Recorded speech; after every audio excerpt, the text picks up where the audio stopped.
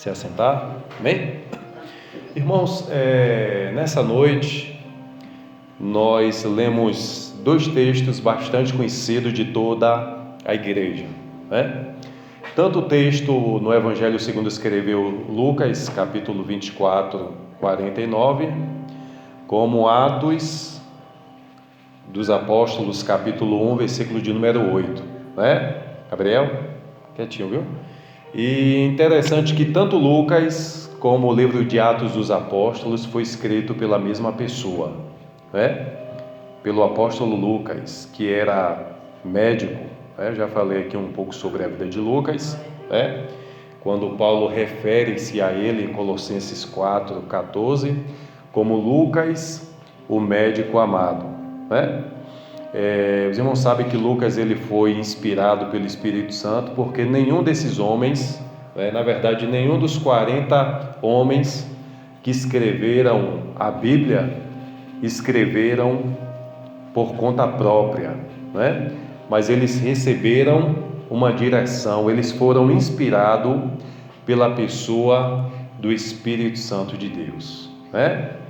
E a Bíblia descreve no Evangelho de Lucas, capítulo 24, que já estava findando, né? Já estava finalizando o ministério terreno de Cristo sobre a face da terra, né? Porque os irmãos sabem que Jesus, por mais que ele tenha tido 33 anos, né?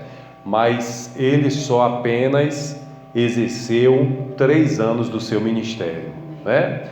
Porque a Bíblia diz que a partir dos seus 30 anos que ele vem dar início ao seu ministério, né? E também para cumprir a lei, né? Que todo sacerdote, todo profeta, ele só podia dar início ao seu ministério a partir dos 30 anos de idade, né? Um exemplo, quem já leu aqui Ezequiel 1? Alguém já leu? Você já viu que logo no começo, quando Ezequiel começa a escrever o seu livro, ele diz assim, no 30º ano, né? Porque Ezequiel, segundo os historiadores, estava com 30 anos de idade quando deu início ao seu ministério, né? Pela lei, todo sacerdote ele iniciava a partir dos 30 anos. Então aqui Jesus ele está finalizando o seu ministério. E Jesus sabia que, como estava chegando perto, né, o dia que ele iria regressar, retornar novamente para o céu, ele iria deixar, né, os seus discípulos, né, que é a sua igreja, que é conhecida como a Comissão dos 12. Só que Jesus, melhor do que ninguém, irmãos, sabia e sabe que ele não poderia deixar a sua igreja de qualquer maneira, porque primeiro a sua igreja precisaria estar preparada para suportar os ataques do inimigo, né? A Bíblia diz que a nossa luta não é contra a carne ou sangue, mas sim contra os principados, potestades, né? Hostes espirituais da maldades nos lugares celestiais.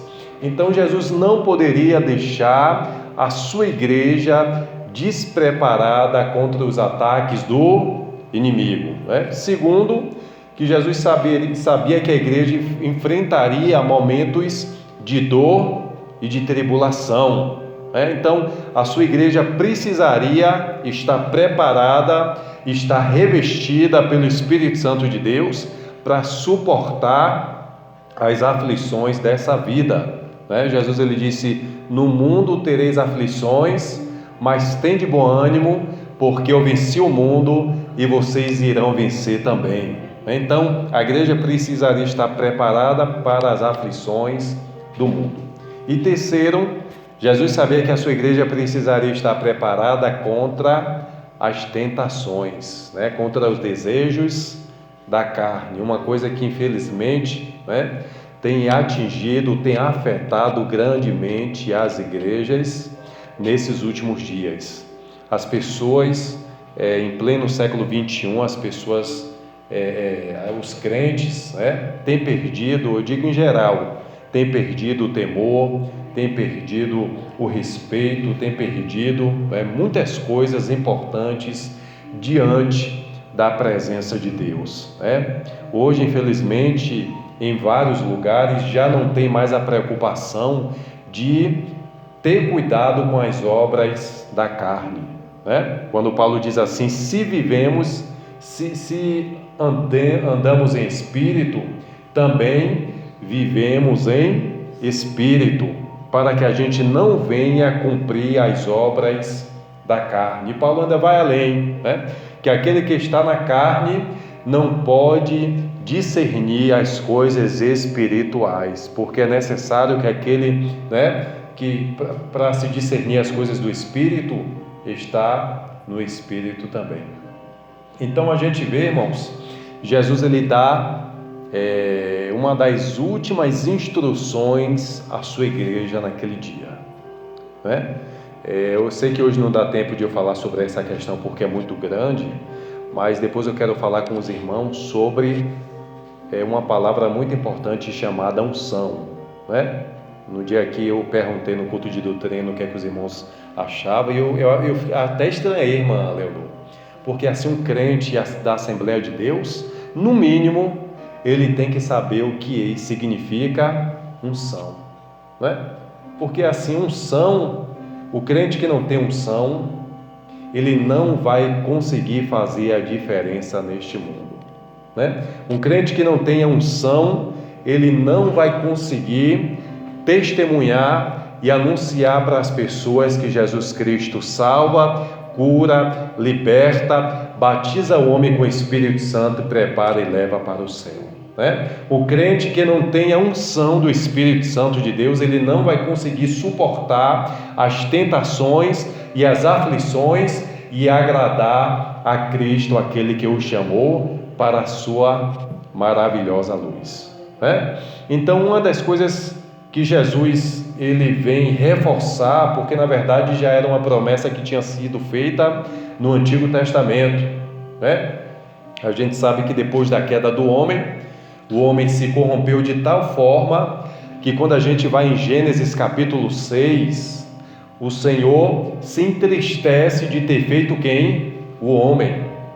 E aí o que é que Deus ele diz no seu coração? A partir de hoje não contenderá o meu espírito mais com o homem. E aí o que é que Deus faz? Ele retira o seu espírito de sobre a face da terra. É interessante que nessa época, Laís, o Espírito de Deus ele pairava sobre a vida de todas as pessoas, independente de qualquer pessoa fosse um ser humano, o Espírito de Deus pairava sobre a vida daquela pessoa. Só que os irmãos sabem que o Espírito de Deus ele é o quê? Santo, e ele não pode compactuar com o pecado. E aí a Bíblia diz que quando Deus ele retira o seu Espírito, a partir daquele momento o homem começa, né, a passar momentos de dor e de dificuldade, né? Porque eu pergunto aos irmãos, se com o Espírito Santo de Deus em nossa vida já é difícil, imagine se o Espírito Santo se retirar da nossa vida, o que é que vai ser de nós, né? Então, quando Deus ele retira o Espírito Santo dele da terra, a situação dos homens fica difícil, né? O pecado começa a se agravar de tal forma que a Bíblia diz que Deus ele decide no seu coração destruir todo mundo por causa do seu pecado, né? E aí de lá para cá, o que é que acontece? Deus, quando institui o sacerdócio, o tabernáculo, dá as 613 leis através de Moisés, né? Deus ele ordena que só 3 pessoas teriam direito de receber a unção do seu Espírito. E quem eram essas 3 pessoas? Rei, sacerdote e profeta, né? O que é que acontecia? O Espírito Santo ele descia, enchia, né? Capacitava aquela pessoa com a sua unção, porque uma das funções da unção é para capacitar, né? Para dar sabedoria.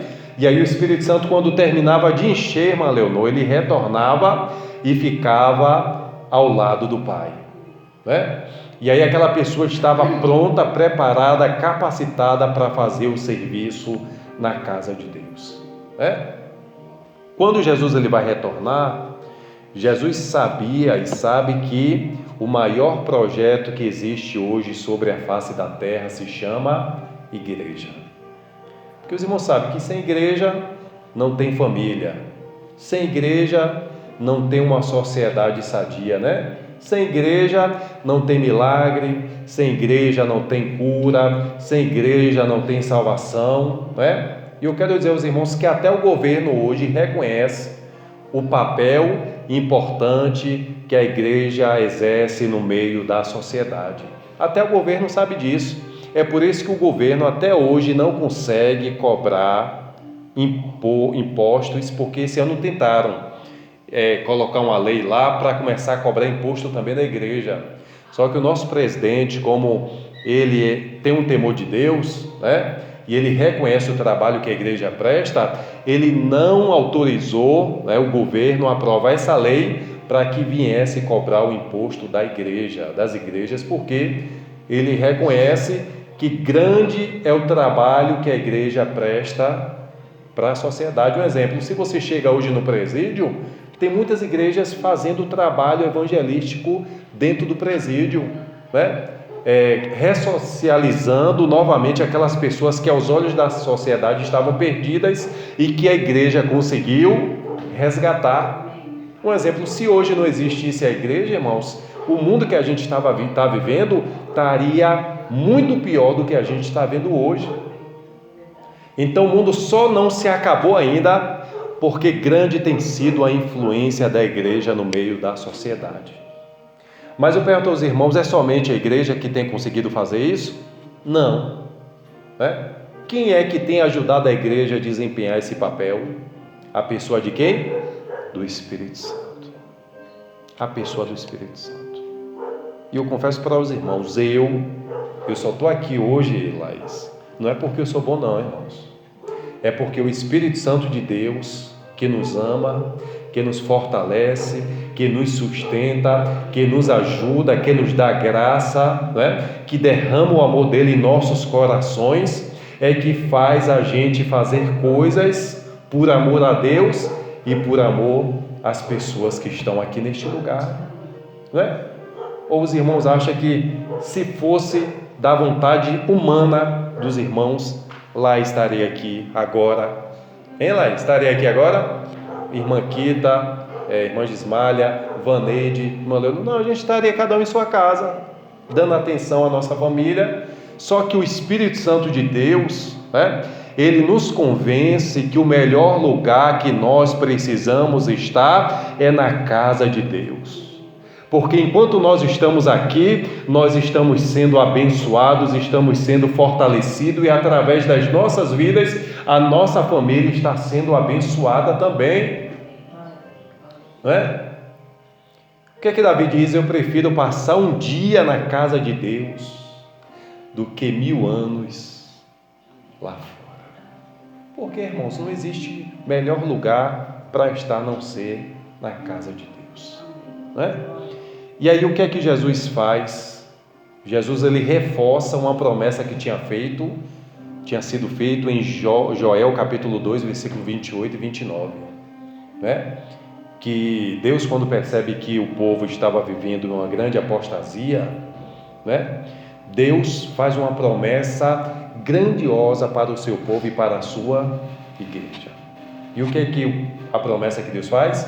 E há de ser, Joel 2,28, e há de ser que nos últimos dias, diz Deus, derramarei do meu espírito sobre toda a carne.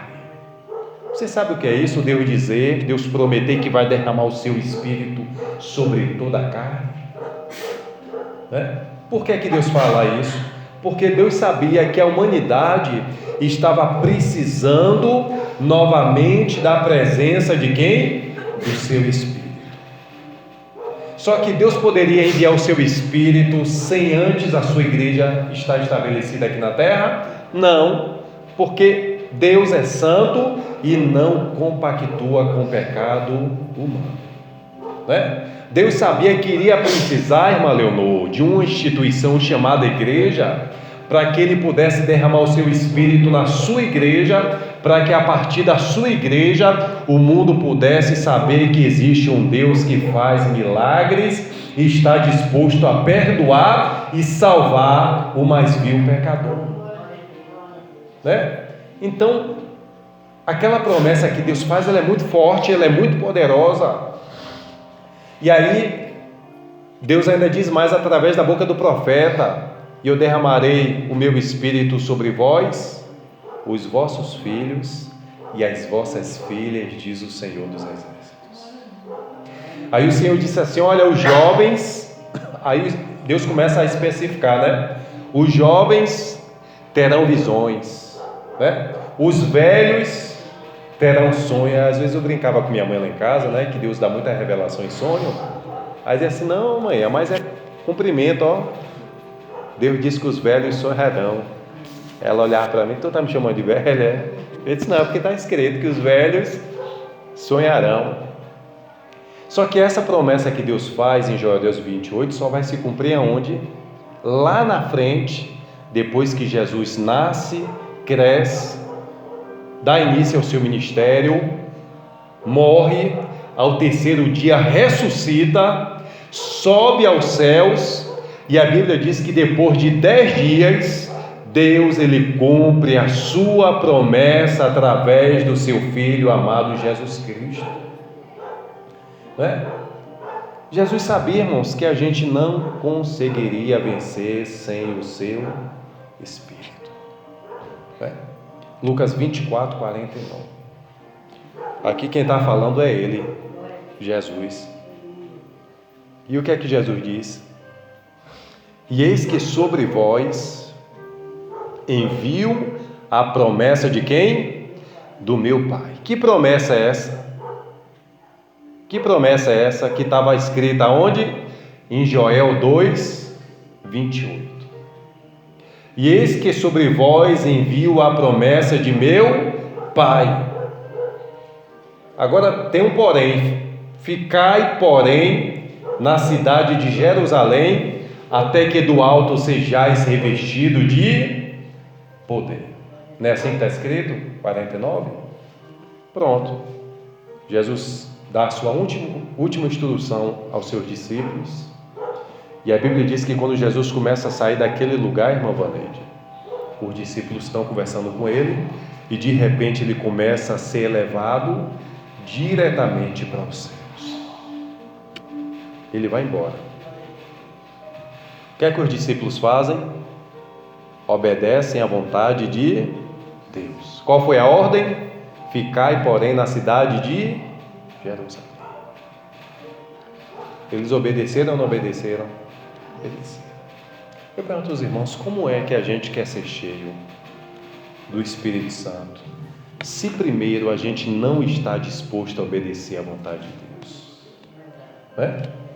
Eu sou sincero para os irmãos. Quando se trata de unção, não é fácil. É bonito a gente ver um pregador cheio do Espírito Santo, né? Um exemplo, bora usar uma pessoa que a gente conhece: a irmã Gil, Jerônimo. Mas os irmãos imaginam a vida que eles têm de oração? É difícil, irmãos. A pessoa ser cheia do Espírito Santo não é fácil, né? Porque primeiro você tem que ter uma vida de oração, né? Segundo, você tem que ter uma vida de consagração, uma vida de santificação, de separação do mundo, das coisas que não agradam à vontade de Deus. Terceiro, você tem que ter uma vida de leitura, né? E não somente de leitura, porque não adianta ler. Tem tanta gente que lê isso aqui, mas não coloca em prática, né? E terceiro, né? A gente tem que temos que mortificar a nossa carne, né? Com as nossas concupiscências, né? Ter uma vida de jejum na presença de Deus, né? E aí então nós seremos cheios do Espírito Santo de Deus. Nós teremos a unção de Deus na nossa vida para fazer a diferença. Agora, se eu não consigo praticar nenhuma dessas coisas, como é que eu vou ser cheio, irmã Leonor, do Espírito Santo de Deus? Como é que eu vou ter unção na minha vida para transmitir para outras pessoas? É fácil? Não, mas não é impossível, não é? Vai ter dia que você vai gemer, vai chorar, vai sofrer, mas eu quero dizer aos irmãos uma coisa: até hoje eu nunca vi nada nessa vida e nesse mundo mais preciosa, mais gostosa de sentir do que a unção do Espírito Santo de Deus. Quem já sentiu a unção aqui de Deus? A unção de Deus. Quem já sentiu a presença de Deus? Levanta as mãos assim. A igreja tem 4 anos, você vai dizer que nunca sentiu a unção de Deus? Já sentiu a presença de Deus? Às vezes a gente fica sem saber o que é unção, pastor. Qual é a reação da pessoa? Primeiro, a pessoa que ela recebe a unção de Deus, a primeira coisa que acontece é o Espírito Santo convencer aquela pessoa que ela precisa se arrepender dos seus pecados. Você já teve um dia dentro da sua casa orando, daqui a pouco você começa a sentir aquela coisa diferente, aquela coisa boa, e daqui a pouco você começa a se quebrantar e chorar na presença de Deus, e você começa a dizer consigo mesmo: eu preciso mudar de vida, eu preciso deixar essas coisas que não agradam à vontade de Deus. Então, a primeira coisa que a unção de Deus provoca em nossa vida é mudança de vida. O crente que diz ser cheio do Espírito Santo, Laís, e continua com as mesmas práticas, aquele crente ainda não foi cheio do Espírito Santo de Deus. Ele precisa receber a unção, ele precisa ser cheio para que a sua vida venha a ser transformada pelo poder de Deus.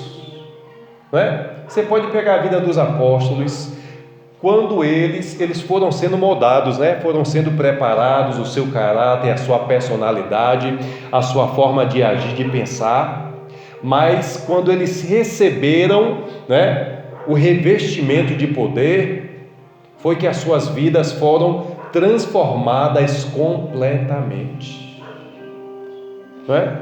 Completamente. Agora sim, todo dia a gente vai conseguir estar cheio? Pode. Agora a gente vai ter que se sacrificar e renunciar. Mas que a gente nessa noite, irmãos, a gente venha pedir a unção de Deus em nossas vidas. É tão bom a unção de Deus.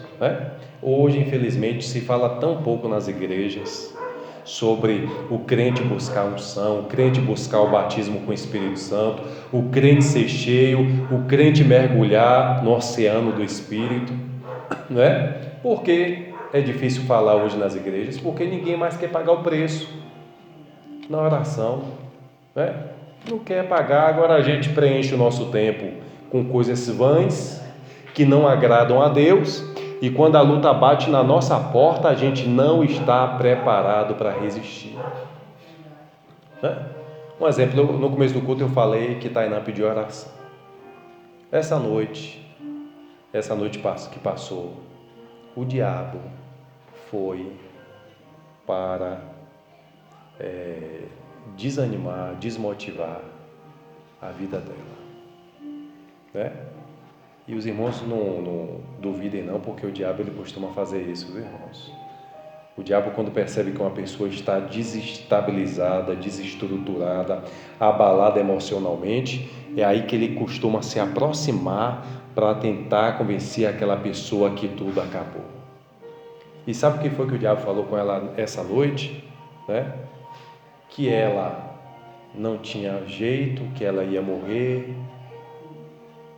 E ela, ouvindo ele falar, e ela disse que quando ele terminou, ela aí começou a rebater.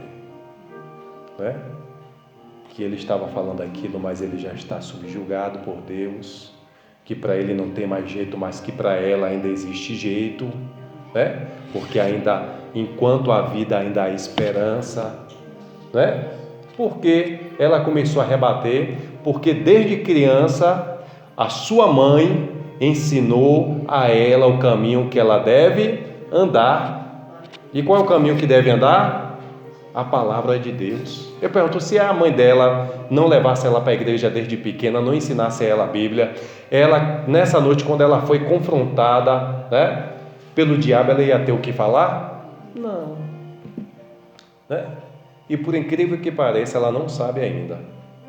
Ela estava com a jovem, ela conversou com o Beli hoje, que lá no Hospital das Clínicas, pelo fato de a doença ser devastadora, a doença do câncer, não é? Lá eles acabam se tornando uma família, né? Um começa a lutar pela vida do outro, né? Porque ali você começa a participar daquele sofrimento daquela pessoa e você começa a lutar junto com aquela pessoa para não deixar aquela pessoa morrer, né? E Tainá estava tendo uma companhia de quarto de uma a menina que estava com câncer também, muda. E quando foi essa semana, ela tinha sido removida do quarto porque tinha pego uma bactéria, estava no isolamento, tinha criado não sei se vocês viram ela com a foto com outra jovem com cabelo raspado, alguém viu?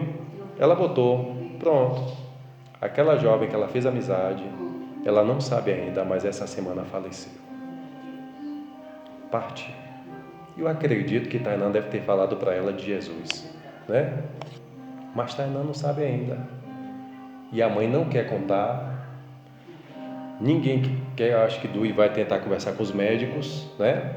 Para que a morte daquela jovem não cause um maior dano no coração de Tainá, né? Essa semana ela mandou uma mensagem para a mãe, chorando, e disse assim: mãe, Dui falou com Beli, né? Mãe, eu sei que eu estou lhe dando muito trabalho, mas eu quero pedir uma coisa à senhora: não desista de mim, porque eu não quero morrer, né? Então, irmãos, a unção de Deus serve para isso também, para nos ajudar a passar nos momentos mais difíceis da nossa vida, né? Às vezes a gente ouve falar de unção, de fogo, de poder. Às vezes a gente acha que poder só é para estar caindo no meio da igreja, para estar profetizando, revelando a vida dos outros, mas vai além daquilo que a gente imagina, irmãos.